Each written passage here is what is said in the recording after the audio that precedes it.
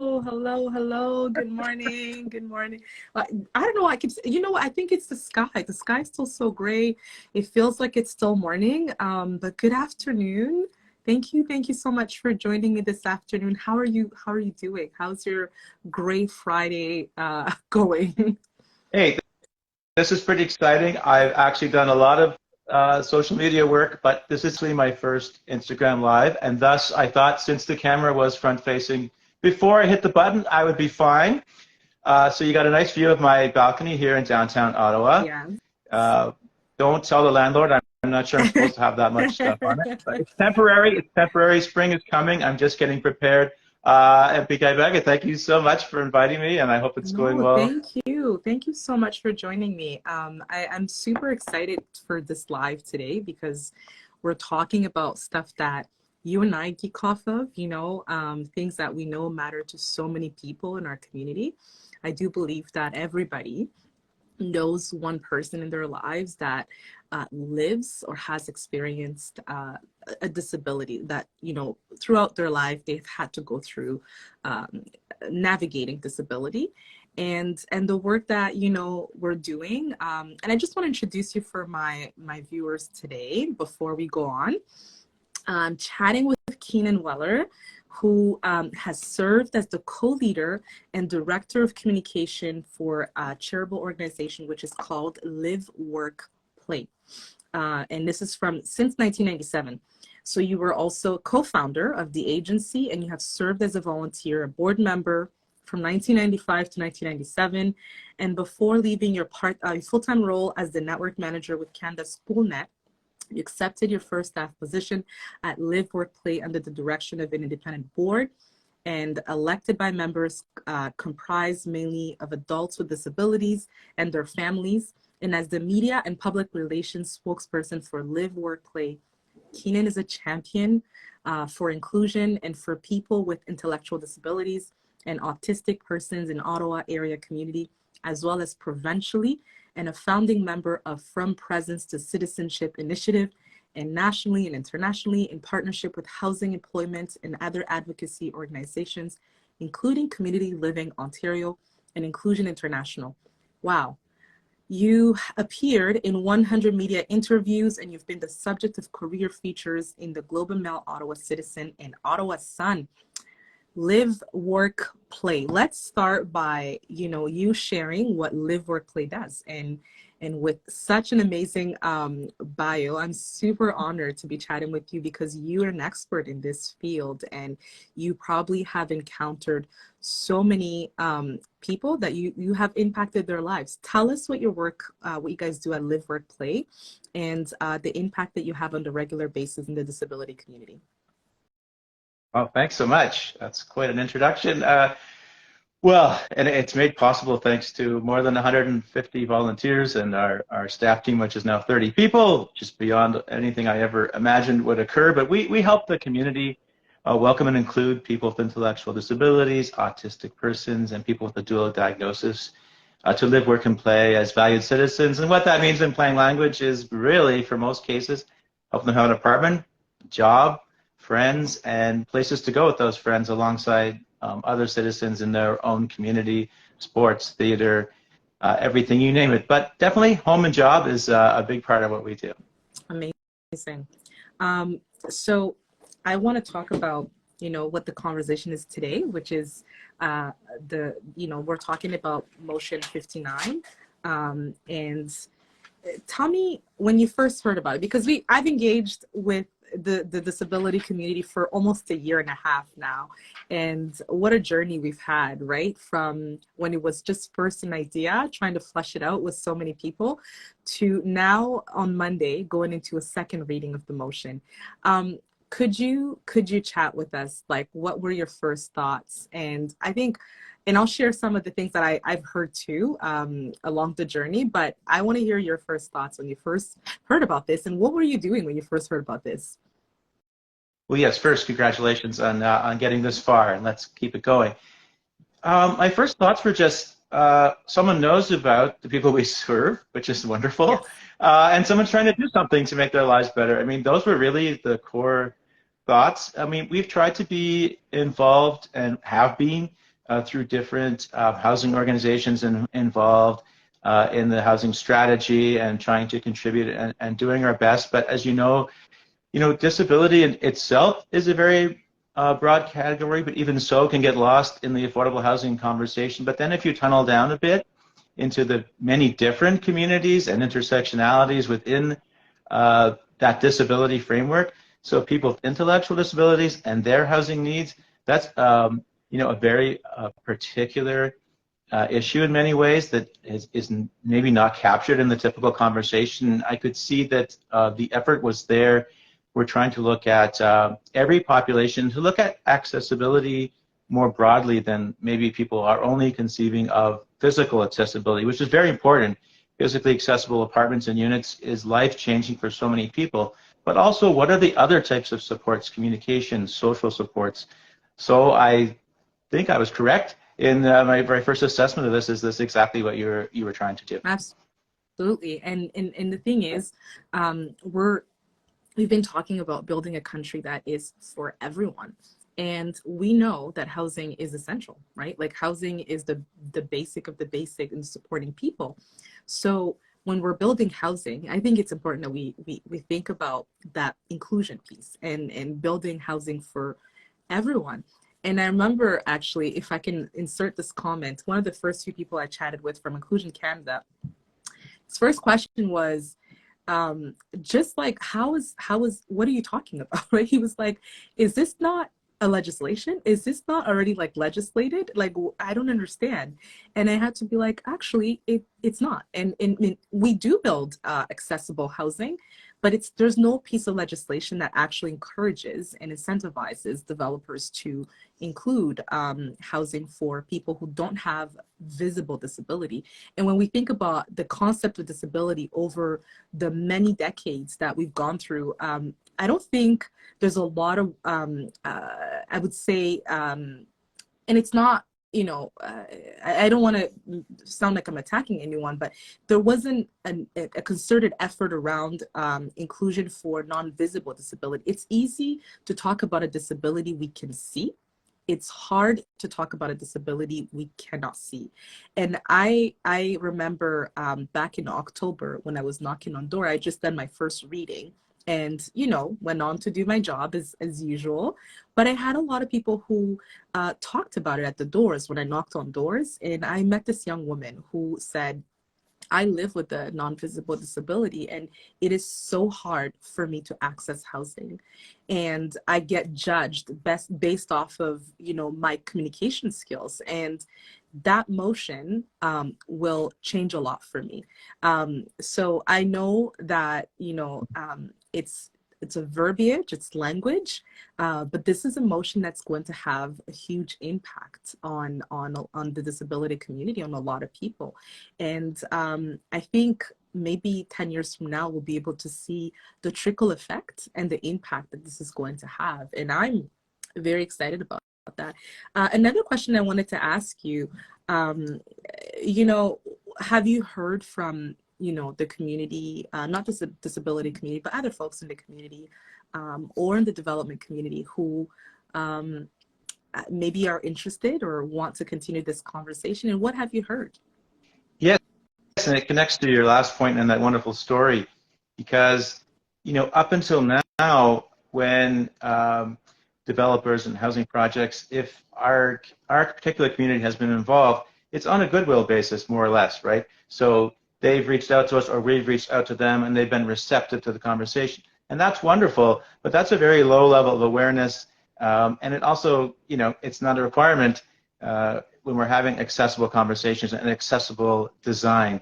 So of course we want to have conversations and build awareness and do things together, but also when you have legislative processes, it also brings attention to issues in ways that they haven't before. And so I think that's what has people very excited, that if we can go beyond the wonderful partners we have developed thus far, and I'm just speaking for our own community, but I know it's across the province, there are pockets of these wonderful initiatives where a builder or a nonprofit housing corporation, they've taken the care to say, well, when we say inclusion, what are we talking about? And who might we be leaving out that we have not considered previously? And that was actually a conversation we had with the Multi-Faith Housing Initiative in Ottawa when they received a project for federal lands in Ottawa. And we just approached them and said, have you heard about this population? And they were just very honest. No, it was not in our plan, but it should be. And let's talk about it. And so that's how it happened. And that's wonderful. But it shouldn't be a surprise or something that people don't talk about, developers or housing providers. So I think in that way, it's such an important way to bring the conversation to the mainstream. Absolutely. I love that you did mention that a lot of people don't even understand what that means when we talk about non-visible disability. So I think putting it in a federal framework where we are embedding it into a legislation where everybody has to abide by this law, in my opinion, is one of the ways that we can bring the awareness as well, right? For people who don't know, and they're kind of learning on the job as they do their work, and you know, because every developer and everyone who, when they're doing their job, they're reading the laws that, you know, abide to them. And so learning about the disability community, the non-visible disabilities that people live with is really key and important into that inclusion piece that I'm talking about, and in building a country that is for everyone and not just for the able-bodied, right? And it's been such an honor for me to learn so much from the disability community, and the little things that we have to tweak, to remove, to add, etc. But let me ask you a more of a tough question for me, but I'm sure, you know, you'll have, and you know, I'm posing it so you can answer how you want. If you were to transform this and you know, improve this motion moving forward, what kind of additions would you make? What other things would you have loved to see implemented, even through either motion 59 or for future motions that people may consider? What are the different ways that we can continue to improve legislation pieces that support the well-being of all members of our community, including people who live with non-visible disability, including the visible disabilities as well? Well, that's a tough question. It's a tough I question think, for me, but I yes, want to hear it because yes. the Well, goodwill is I there. think you've already, yeah, and you've already touched on it in such an important way. I think we just need, it sounds a little cold, but we need to just aggregate the disability data, right? And we need to really understand populations. And I noticed you had done, I don't know which document I was reading about it, but you, I mean, you had looked at the intersectionality of Indigenous people of color who also have, and they face different challenges. So it gets even more complicated. So if this is successful, and so people are working to include people with invisible disabilities in future housing projects. But if they're all white males, that's not a success. So I mean, there's, you know, even within that population, so there's a lot of work we have to do there, and not to overcomplicate it. But I think the key is really to be specific on outcomes. If I look at the, you know, the National Housing Strategy, an amazing undertaking for Canada, and you know, noticed internationally. But in all that work, there are some, you know, specific outcomes targets that are lacking about the different populations that are being served. And are we getting a fair result, an equitable result shared among the different disadvantaged populations looking for housing? So if anything, I think that's, you know, what you're already trying to do with focusing on this population as uniquely marginalized or not as well understood. And then how can we tunnel down and make sure that, you know, results of housing initiatives deliver inclusion that is fair, and we're not just announcing that we've done an inclusive project, and then there's people on the sidelines going, but no one asked us. And that, you know what, I think that's mostly unintentional. If I go back to our example, you know, of the providers we work with now, they were definitely not out to exclude our population. It just wasn't something that had been brought to their attention. But if we move forward, and it's more now with that same type of project, if that was simply the expectation right from the moment of application, they would know to reach out. And that is the good news. If there's any, you know, housing developers or providers hearing about this and going, oh no, more things we have to learn, the good news is there are organizations like ours all across the province that they are ready to work with you and excited to do so. Absolutely. And touch a little bit on that, the disparities that we see in different communities, and the lack of access that different genders and different other different barriers that people have already existed in the disability community and in accessing housing. Talk to me about what you've heard. And I have the numbers, I've done the research, but I Oh want to boy. hear about the people that you're talking to and what you're hearing. Yes, and fundamentally, it's a struggle for us internally as well because, if you look at sort of family situations and scenarios, so a lot of very important life decisions get in those years right after high school with our population and with respect to housing, employment, and other things. And so, in a sense, families that have the advantage of having more resources or more awareness for different reasons of what is available to them, well, they get those resources. They're not doing something wrong. They're just aware, whereas others are not. So outreach through schools where we can achieve some level of equity because everyone's in school. So if we could, use that as a resource to share information. So we work with schools to do that. And then you need to reach out directly to Indigenous communities, organizations that support new Canadians and immigrants, because they are further separated from the information. And they also have many other things they're working on. And so the existence of these supports and agencies like ours is more remote for them. So it requires that outreach effort, which is hard. And I'm saying it right now on Instagram to remind myself that we still need to do more of that because it is a challenge. You get caught up in the day-to-day. You're getting referrals from people, but are we stopping to take a breath and how equitable is this in terms of our entire community of who we're serving and where the referrals are coming from and what more do we do to reach out? So I think it's just continuing those partnerships, and for anyone in those communities who is watching today and wondering, hey, I think we know people that could benefit, please do get in touch. Absolutely. And I really, really appreciate this chat. If you have any last comments you want to add, I'm personally ecstatic and excited for M-59 to pass because of the voices of the people behind this motion and the many conversations I had with people who are impacted by the lack of access to housing and because they have a disability. I'm excited. I'm excited for them, and I'm excited for what the future holds with emotion like this. But if you have anything you want to add or call out or call to action for people who are watching, please do. Well, those who are new and going, what's M-59? Look it up, and then let's get on board with this. Let's follow you and your posts because obviously that's an excellent source of information to understand what's happening. But I think more stories like the one you told, and we have some too, and I think that could really help. Maybe we can get together on some additional storytelling of how people's lives have been changed by their first experience of some kind of housing situation where they were understood and welcomed for the first time, and how that changed their lives. And we have so many of those, and it's has such an impact. What people have to understand, it impacts on everything in that person's life, but then impacts on what's going on in society. So when people are welcomed, and then they become contributors, and then they welcome others. So it does have this ripple effect, this exponential effect. And I know in the communities where people we support have been welcomed, they have become ambassadors for all persons, not just people with disabilities, but people who understand that community, appreciate it, and champion it. So it's not just a benefit for those individuals that fit that label. It really does truly, it lifts all boats.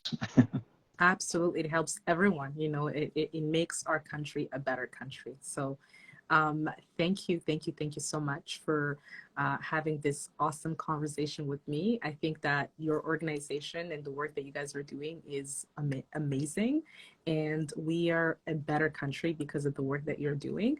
So thank you so much for taking this opportunity to share the space with me and to continue to support this motion.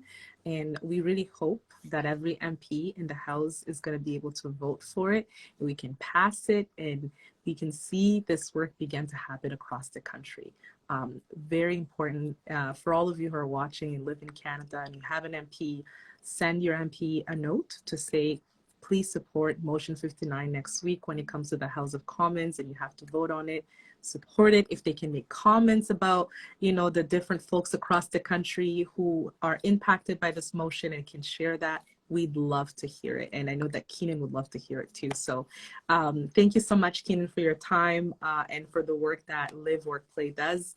And it's an honor to be able to have this conversation with you. And I look forward to connecting again once we've made the lead way to pass this motion in the House of Commons on Monday, March 20th. Thank you. I was just going to say, it's been an honor. We're really a grassroots organization here in Ottawa, and to participate in this national conversation, it's really exciting. So thank you so much. Thank you so much. Have a great day. Thanks everyone for watching. Take care. See you soon.